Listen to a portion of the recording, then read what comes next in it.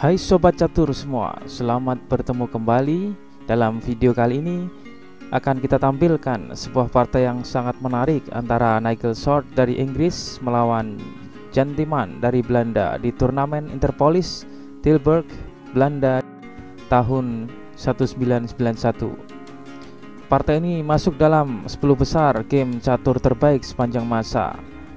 Hal yang menarik dari partai ini adalah dalam posisi middle game, Nigel Short memainkan manuver raja sampai ke pertahanan musuh, membantu proses skakmat. Dan hal yang menarik pula, setelah dikaji dengan engine catur di era sekarang, tidak ada engine catur pun yang mampu melihat rencana manuver raja tersebut. Oke, langsung saja kita lihat permainannya, di mana partai ini masih membuktikan bahwa catur mempunyai ruang kreativitas dan engine catur tidak seharusnya dianggap sebagai kebenaran yang mutlak. Putih dipegang oleh Nigel Short memulai dengan E4, Jan Timman membalas dengan kuda F6, pertahanan Alekhine. Pertahanan ini sebenarnya jarang dimainkan di turnamen bintang tinggi dan jarang menjadi favorit. E5, kuda D5, D4 dibalas D6, kuda F3, G6 dengan rencana gajah ke G7 dan rokade. Gajah C4 mengancam kuda, kuda ke B6 balik mengancam gajah. Gajah ke B3, gajah G7, menteri E2, kuda C6, putih melakukan rokade pendek dan hitam pun juga melakukan rokade pendek. Kemudian putih melakukan H3 mencegah pakuan gajah ke G4. A5 mengancam menangkap gajah dengan ke A4, dibalas putih A4.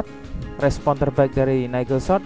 Di sini A3 juga sebuah pilihan, akan tetapi langkah A4 juga berperan menghentikan pion hitam maju.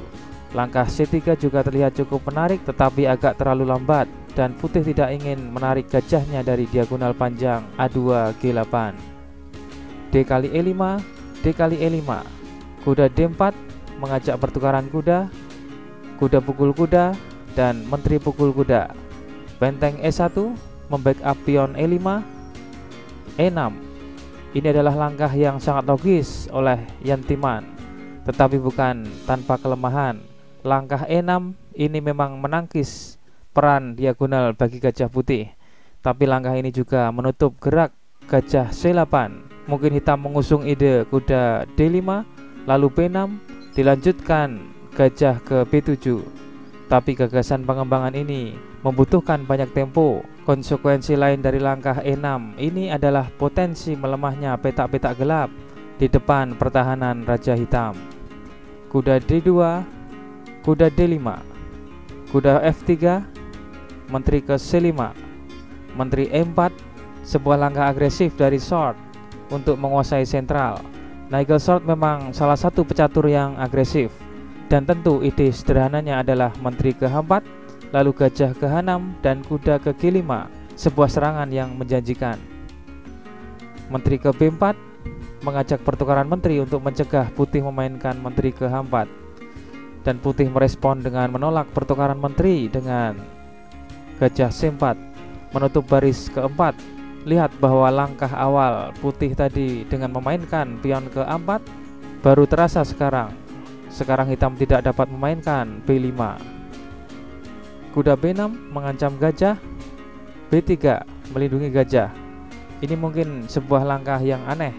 Langkah ini jelas akan memberikan pelemahan putih di sayap menteri dengan menghasilkan double pion di sayap menteri.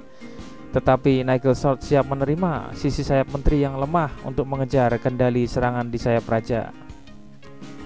Kuda pukul gajah, hitam telah berhasil menyingkirkan gajah petak terang dari putih, tetapi yang menukar perwiranya yang paling aktif.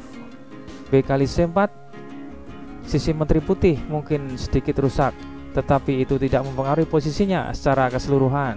Sebaliknya, jika kita melihat dari segi posisional, putih jauh lebih unggul dan memiliki lebih banyak potensi. Pasangan gajah hitam hanyalah penonton saat ini. Benteng E8 menghindari ancaman gajah ke A3 yang menusuk menteri dan benteng hitam. Benteng D1, gajah C8 merupakan masalah buat hitam.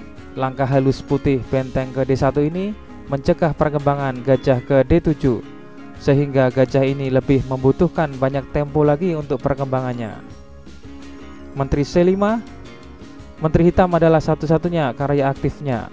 Langkah alternatif H7 ke H6 untuk membackup petak G5 mungkin lebih bijaksana, tetapi ia telah melewatkan kesempatan itu sekarang. Menteri H4 tidak hanya mengincar petak H6 dengan kolaborasi dengan gajah, tetapi juga mengincar petak lemah F6.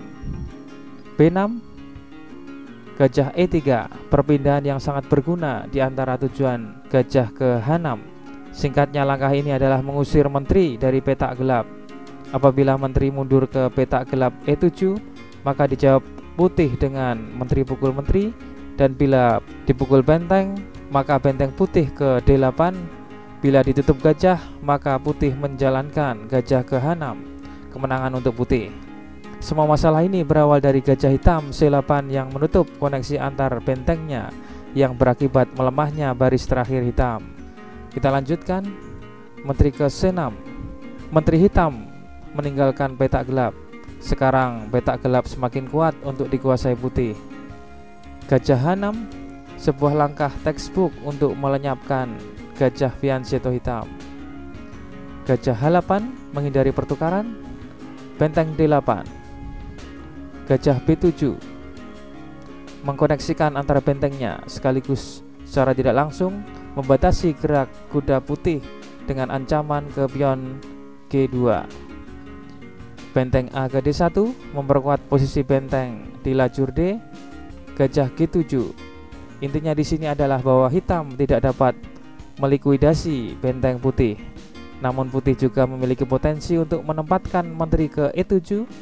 Dari sana benteng ke D7 akan menjadi prospek yang sangat serius. Jadi hitam mengatasinya dengan mengincar gajah H6. Benteng 8 ke D7. Sekarang titik lemah hitam ada di pion F7. Ada ancaman pertukaran gajah, lalu dilanjutkan menteri ke F6 dan melahap pion F7. Hitam merespon dengan menempatkan bentengnya ke F8. Gajah pukul gajah dan raja pukul gajah. Benteng 1 ke D4. Ini adalah langkah multifungsi. Putih bermaksud menteri ke F6 dan benteng akan ke H4. Tetapi langkah ini juga menghentikan hitam dari memainkan menteri ke E4 yang mengadu menteri. Tetapi yang lebih penting, setelah langkah ini Timan benar-benar tidak dapat bergerak dalam posisi, dan shot mampu sepenuhnya dalam mendominasi pada petak-petak gelap sayap raja. Benteng A ke E8, menteri ke F6, skak. Raja ke G8, H4 mengancam H5 dan ke H6. Kemudian dicegah hitam dengan H5. Kendala putih adalah ingin memainkan peran kudanya, tapi terkendala oleh ancaman di petak G2. Bagaimana Nigel Short melanjutkan rencananya? Kita lihat awal rencana dari putih dengan memainkan langkah unik dan di luar dugaan. Putih memainkan raja ke H2. Sobat catur mungkin bertanya-tanya apakah banyak yang benar-benar memahami tujuan dari langkah ini pada saat itu, atau menilai itu sebagai langkah menunggu dan serangan putih telah terhenti. Hitam membalas dengan benteng C8, raja G3. Langkah ini mungkin telah membuka mata beberapa orang. Raja tidak terseok-seok, tetapi melompat sepanjang petak gelap, berkolaborasi dengan menteri membentuk ancaman mat di G7. Benteng C ke E8, raja F4. Jarang kita melihat posisi raja seperti itu, namun selalu ada pengecualian untuk aturan dalam catur dan nuansa di posisi ini. Poin menarik adalah setelah digaji dengan engine catur di era sekarang seperti Houdini, Stockfish, Komodo, Ripka, dan lain-lain, tidak ada engine catur pun yang mampu melihat rencana menang tersebut. Langkah awal raja ke H2 tidak dianggap oleh mesin apapun. Di sini kita lihat bahwa catur masih memiliki ruang kreativitas dan engine catur tidak seharusnya dianggap sebagai kebenaran yang mutlak. Kita lanjutkan.